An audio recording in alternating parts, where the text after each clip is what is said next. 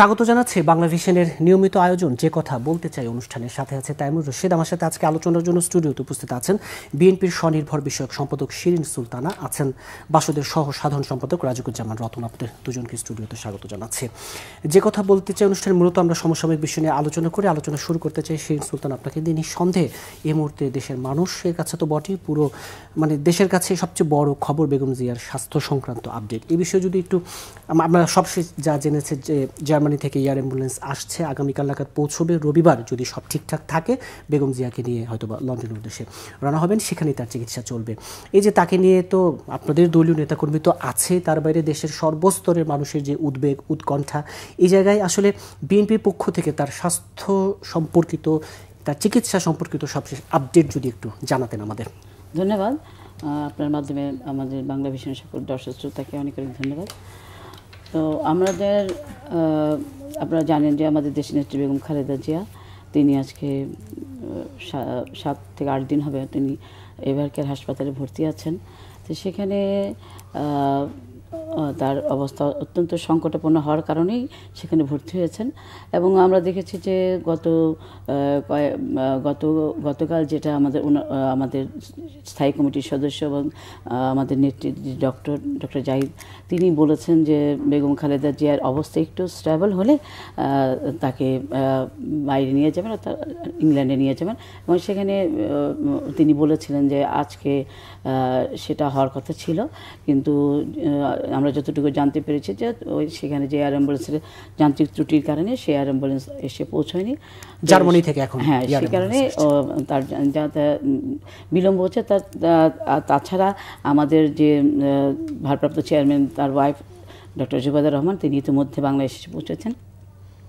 তো এটা একটা আশার দিক, এবং আমরা আশা করছি যে তিনি এখন এভারকেয়ার হাসপাতালে আছেন এবং তিনি আমাদের নেত্রীর সাথে আবার তিনি ব্যাক করবেন। এবং আমরা প্রথম থেকে যেটা ডাক্তাররা বলে এসেছিলেন যে বাইরে নেওয়া যাবে না, কারণ তার শারীরিক অবস্থা সেরকম ছিল না। তো আমরা আশাবাদী যে তার শারীরিক অবস্থা ভালো হওয়ার কারণেই ডাক্তার এখন সিদ্ধান্ত নিয়েছে তাকে বাইরে নিয়ে যাবেন। তো ইনশাল্লাহ আমরা আশা করি যে বেগম খালেদা জিয়া আগামীকাল হয়তোবা যদি এয়ার অ্যাম্বুলেন্স এসে পৌঁছায় এবং তার শারীরিক অবস্থা স্টেবল থাকে, তাহলে হয়তো আগামীকাল তিনি ফ্লাই করবেন, এরকম একটা অবস্থার মধ্যে আমরা আছি আর কি। জি, আজকে তো পুরো দেশে তার জন্য বিশেষ দোয়াও ছিল। হ্যাঁ, আজকে শুধু না, আসলে যেদিন থেকে বেগম খালেদা জিয়া হাসপাতালে আছেন, এবার হাসপাতালে, তখন থেকেই কিন্তু দোয়া হচ্ছে। এটার কারণ হচ্ছে যে আপনারা জানেন যে বাংলাদেশে একটি জাতীয় নির্বাচন সামনে, সেই নির্বাচনকে কেন্দ্র করে আমাদের দলীয় প্রার্থী অলমোস্ট ঘোষণা করা হয়ে গেছে, শরিক সংগঠনের কয়েকটি 28টি আসন বাদ রেখে। তো নির্বাচনের যে একটা আমেজ তৈরি হয়েছিল, সে তার মধ্য দিয়ে আমাদের নেত্রীর এরকম একটাই খবর আমাদের নেতাকর্মীদেরকে হঠাৎ করে একটা ছন্দপতনের মতো। তো সে কারণেই নেতাকর্মীরা উদ্বিগ্ন। শুধু আমাদের কাছে এটা ভালো লেগেছে যে আজকে বেগম খালেদা জিয়া শুধু বিএনপির নেত্রী নয়, তিনি আজকে বাংলাদেশের সকল মানুষের, 18 কোটি মানুষের নেত্রী।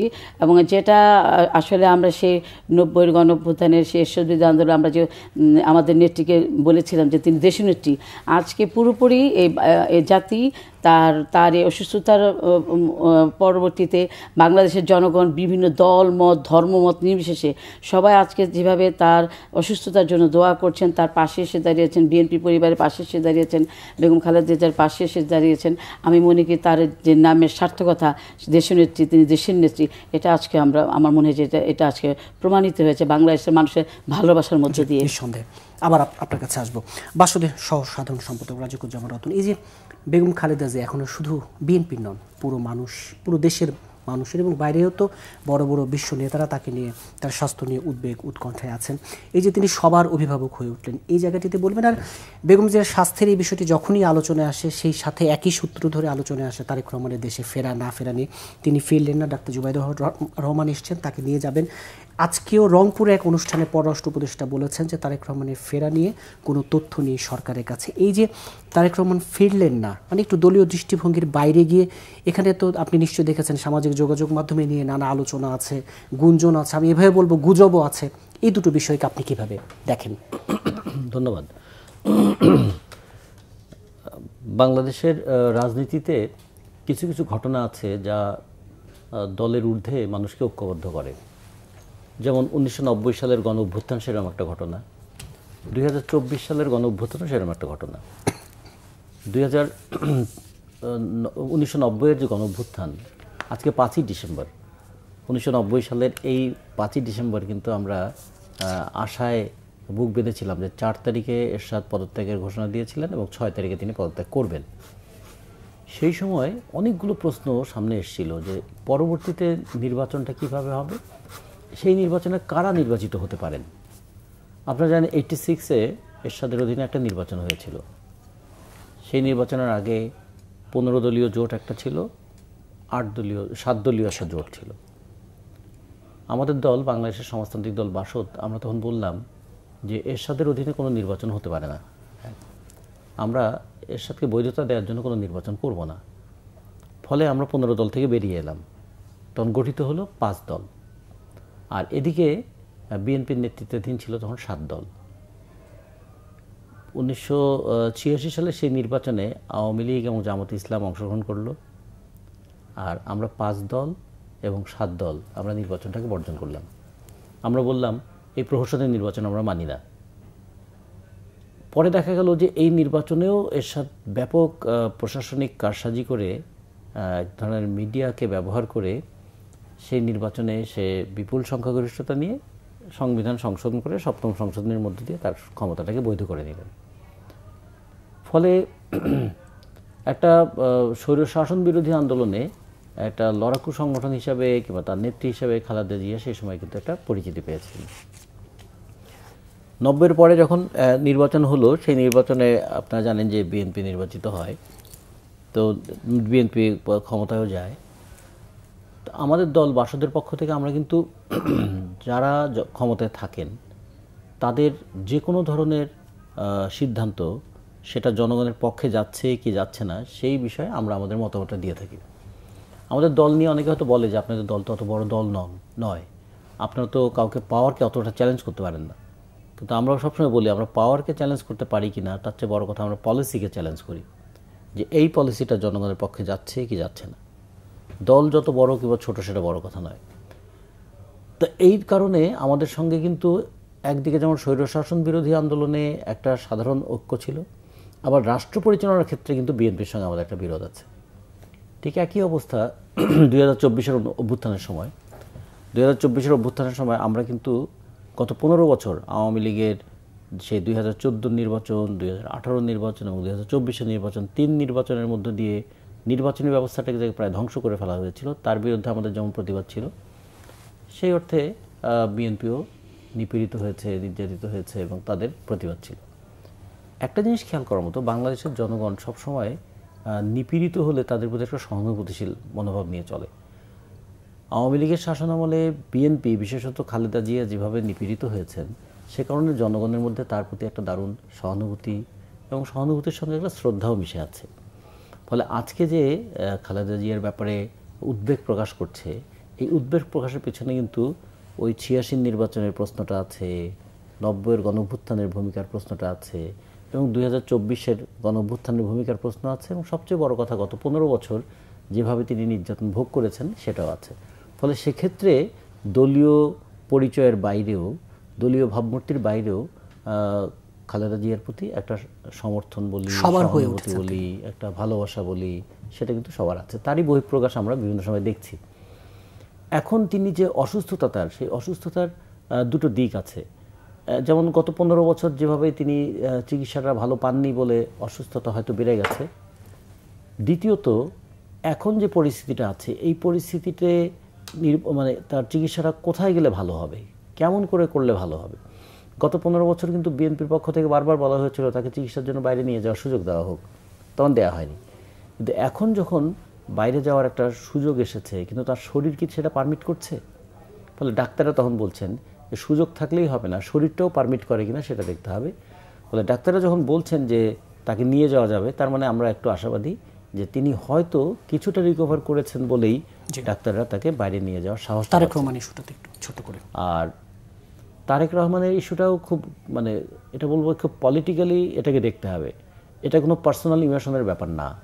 একটা ছোট্ট কম্পেয়ার যদি আমরা করি, দেখুন খালেদা জিয়ার দেখভাল করছেন দলের পক্ষ থেকে ডাক্তার জাহিদ।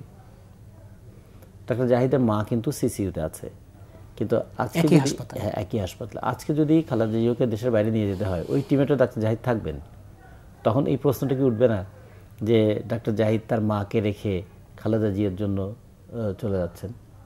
রাজনীতিটা এইরকমই, কখনো কখনো দায়িত্ববোধ ব্যক্তিগত আবেগের চাইতেও বড় হয়ে যায়। ফলে খালেদা জিয়া অসুস্থ সেটা শুনে তারেক জিয়া আসবেন, নাকি তার দলের ভাবনাটা তিনি ভাববেন, নাকি দেশের ভাবনাটা ভাববেন, সেটা বিএনপির উপরে ছেড়ে দেওয়াটাই ভালো। কিন্তু আমার মনে হয় যে প্রচার মাধ্যমে বলি অথবা বিভিন্ন দলে যেভাবে কথাবার্তা বলা হয়, আমার কাছে এটা ঠিক শোভন মনে হয় না।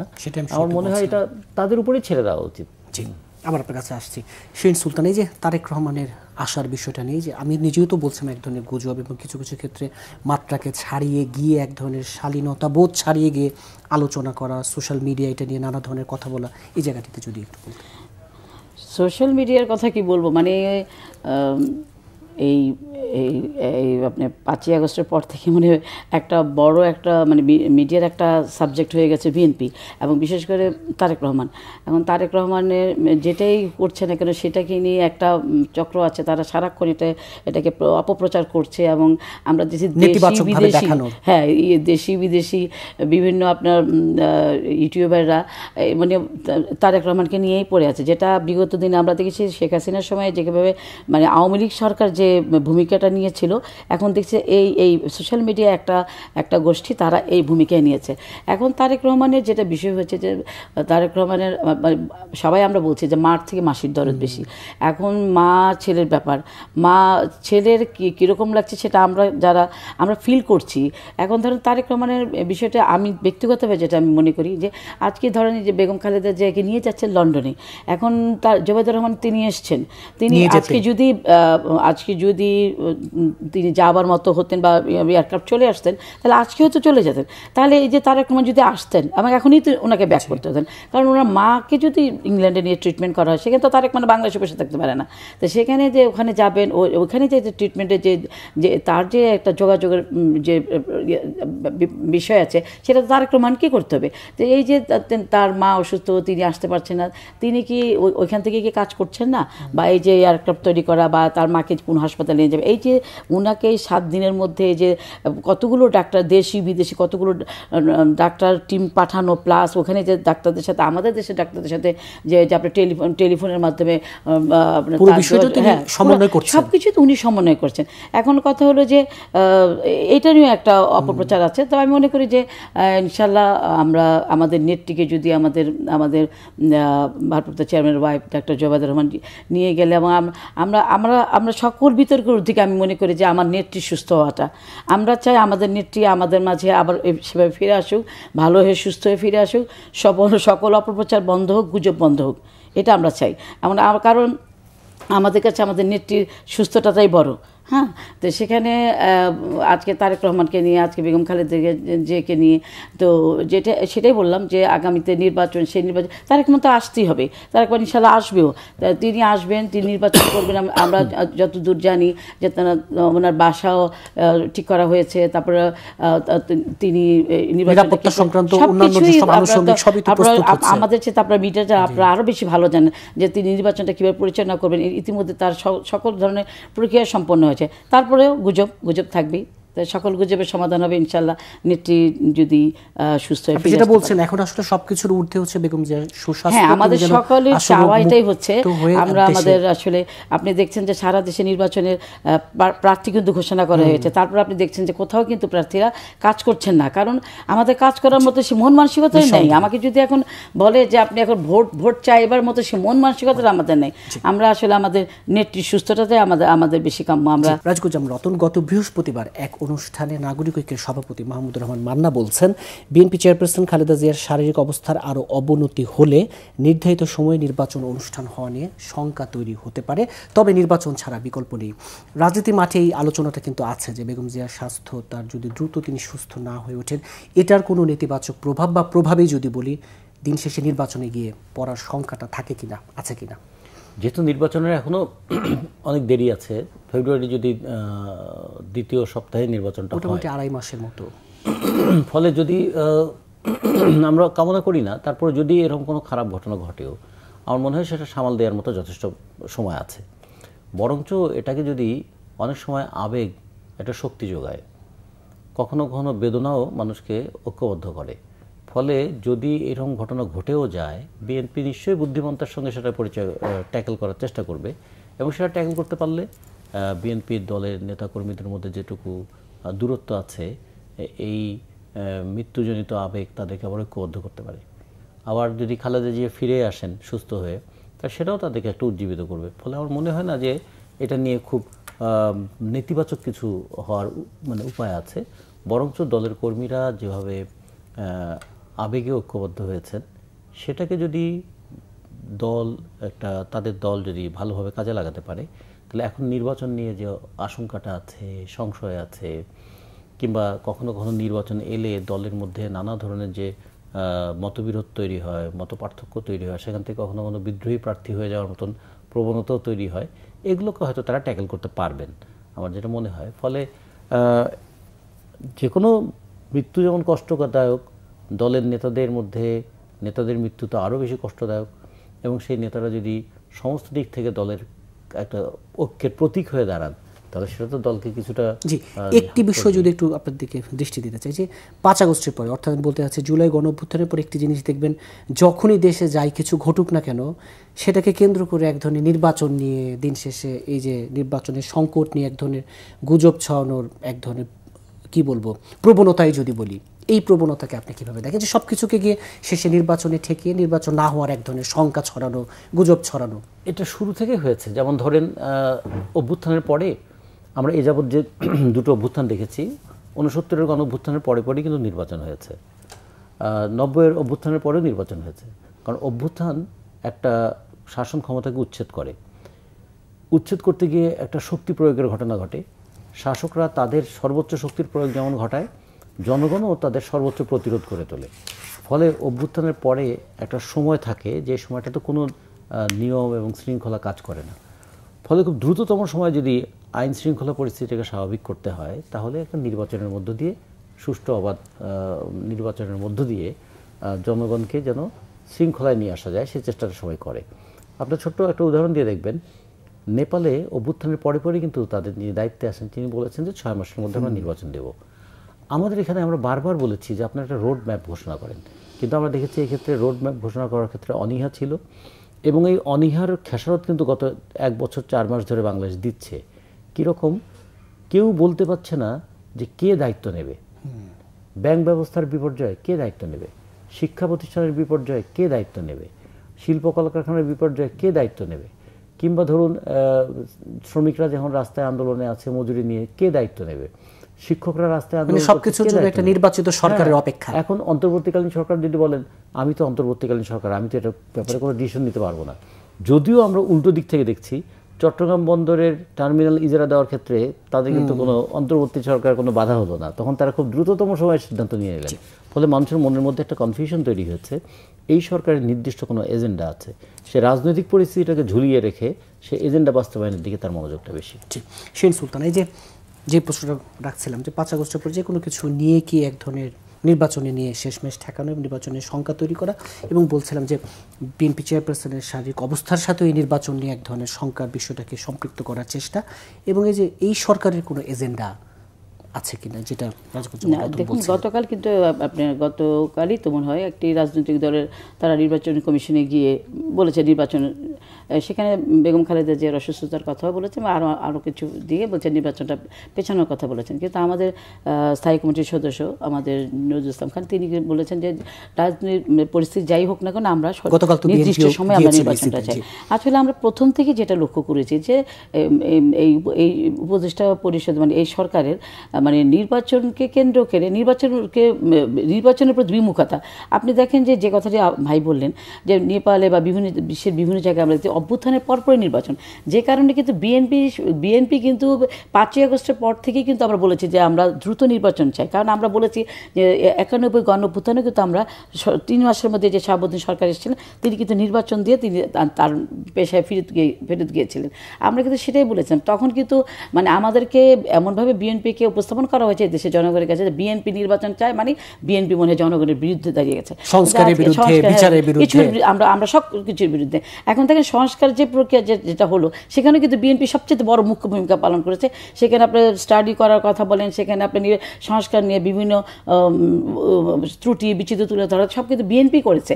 তারপরেও দেখেন বিএনপির বিরুদ্ধে মানে প্রচার অপপ্রচার। সেজন্য আমরা বলছি যে বিএনপি সবসময় বলেছে যে অভ্যুত্থানের পরপরই যে আজকে নির্বাচনটা হতো, তাহলে আজকে যে অর্থনীতি বলেন, রাজনৈতিক বলেন, সামাজিক আইন শৃঙ্খলা পরিস্থিতি নিয়ন্ত্রণহীনতা বলেন, সকল কিছুতে স্থবিরতা নেমে এসেছে। সেই জন্য এই সরকারের উচিত ছিল যে সকল কিছু দেশের সকল সেক্টর চিন্তা ভাবনা না করে নির্বাচনটা নিয়েই তাদের ভাবা উচিত ছিল। এখন এতদিন পরে এসে যখন ভাবা হচ্ছে, তারপরে কেন জানি মনে হচ্ছে যে নির্বাচনকে পেছানোর জন্য কোনো একটা কারণের জন্য যেন এরা বসে থাকে, যে কোনো একটা কারণ হলেই মনে হয় নির্বাচনটা পিছাতে হবে। যে কারণে আপনারা হয়তো বলছেন যে আজকে ম্যাডাম অসুস্থতাকে নিয়ে আবার নির্বাচনে পেছানোর একটা তাল বাহানা হতে পারে না, হতে পারে। তবে আমরা মনে করি, বিএনপি মনে করে যে রাজনৈতিক পরিস্থিতি বা আমাদের নিজেদের পরিস্থিতি যাই হোক না, ব্যক্তি আমাদের নেত্রী বা আমাদের তারেক রহমানের যে কোনো পরিস্থিতি আমরা চাচ্ছি যে সঠিক সময় যে ডেটটা করা হয়েছে ফেব্রুয়ারির মাঝামাঝি নির্বাচন, সেই সময় আমরা নির্বাচন ছাড়া আসলে এখন না, আমরা মনে করি যে নির্বাচন ছাড়া এই বাংলাদেশের উত্তরণের কোনো পথ নেই। হ্যাঁ, আপনার অর্থনৈতিক বলে, রাজনৈতিক বলে, সামাজিক বলে, সকল ক্ষেত্রেই আমরা মনে করি একটি নির্বাচনের মাধ্যমে এবং একটি নির্বাচিত সরকারের মাধ্যমে এই সকল সমস্যার সঠিক সমাধান হবে বলে আমরা মনে করি। নিঃসন্দেহে।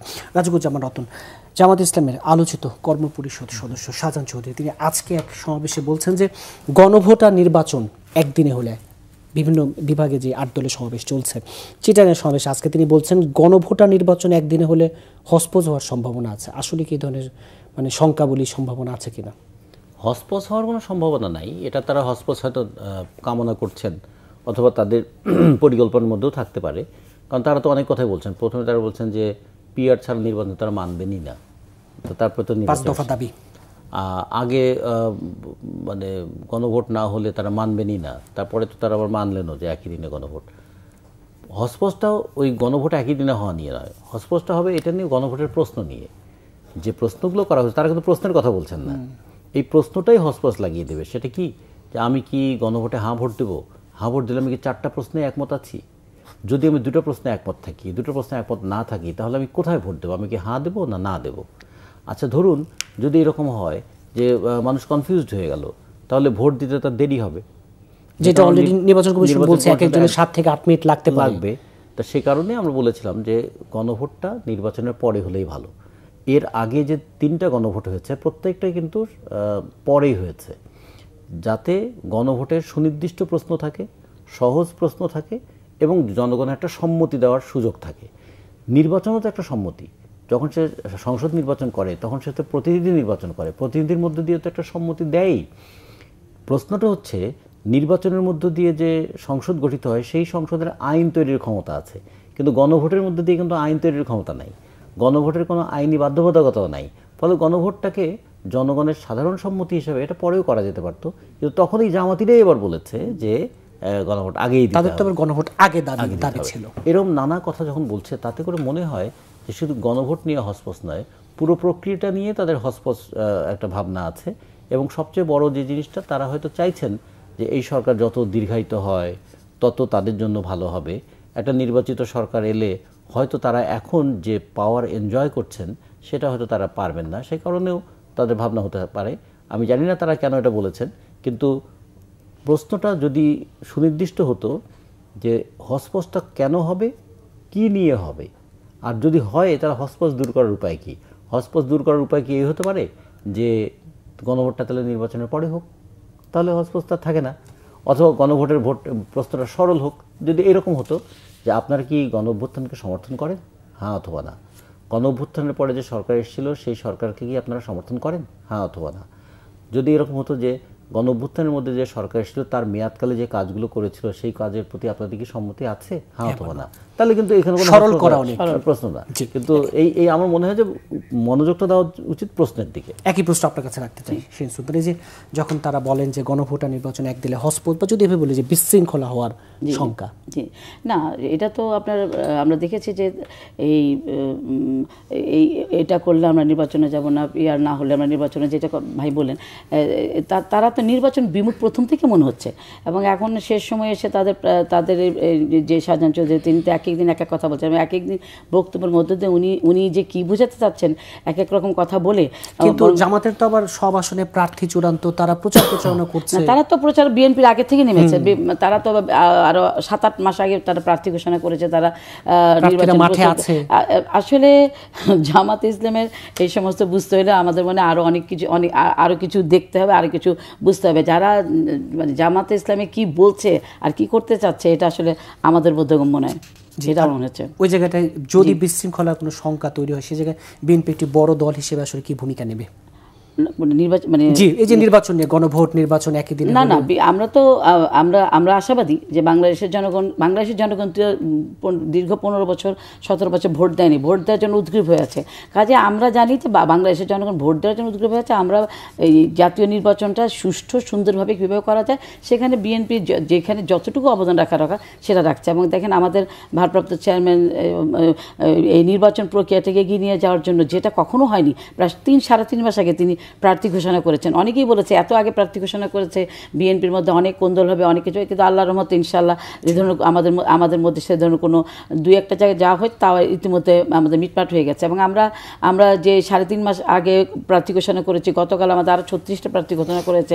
এর মধ্য দিয়ে যে বিএনপি যে আসলে ঐক্যবদ্ধ, এবং আমাদের ভারপ্রাপ্ত চেয়ারম্যান তারেক রহমান যে বিএনপিকে যে সুষ্ঠু পথে সুষ্ঠুভাবে পরিচালনা করছে, তার নির্বাচনী নমিনেশনের মধ্য দিয়ে বাংলাদেশ জাতীয়তাবাদী দলের প্রার্থীরা যেভাবে কাজ করে, এবং যে কথাটা ভাইয়া বলেছেন যে আমাদের নেত্রী লক্ষ্যের প্রতীক, এবং নেত্রী আজকে অসুস্থ বলেই মনে হয় আমাদের সকল প্রার্থীরা তাদের অনেক না পাওয়ার বেদনাও ভুলে গিয়ে তারা নেত্রীর সুস্থতার জন্য মনে যে আরো বেশি ঐক্যবদ্ধ হয়ে কাজ করছে। একটি বিষয়ে দুজনের মন্তব্য শুনে অনুষ্ঠান শেষ করব। রাজুকুজ্জামান রতনী, যে 10 বা 11 ডিসেম্বর তফসিল হবে, ফেব্রুয়ারির 8 থেকে 12 তারিখের মধ্যে ভোট, মানে আজকে এই দিনে দাঁড়িয়ে বলা যায় কিনা যে নির্বাচন নিয়ে সব শঙ্কা আসলে কেটে গেল এক বাক্যে বা ছোট করে? নির্বাচন নিয়ে কোনো শঙ্কা ছিল না, নির্বাচন নিয়ে আছে সন্দেহ। কারণ নির্বাচন হতেই হবে, নির্বাচন না হলে সরকার ক্ষমতাটা ছাড়বেন কিভাবে?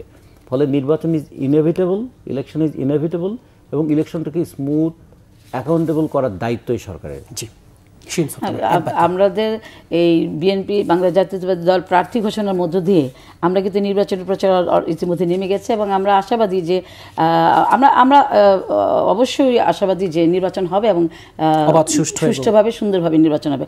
নির্বাচন না হওয়ার কোনো শঙ্কা এখন আমরা দেখছি না। জি, আপনাদের দুজনকে আজকে স্টুডিওতে সময় দেওয়ার জন্য ধন্যবাদ। দর্শক, যে কথা বলতে চাই আজ এ পর্যন্তই। আগামীকাল আবারও দেখা হবে। সে পর্যন্ত ভালো থাকুন, সুস্থ থাকুন।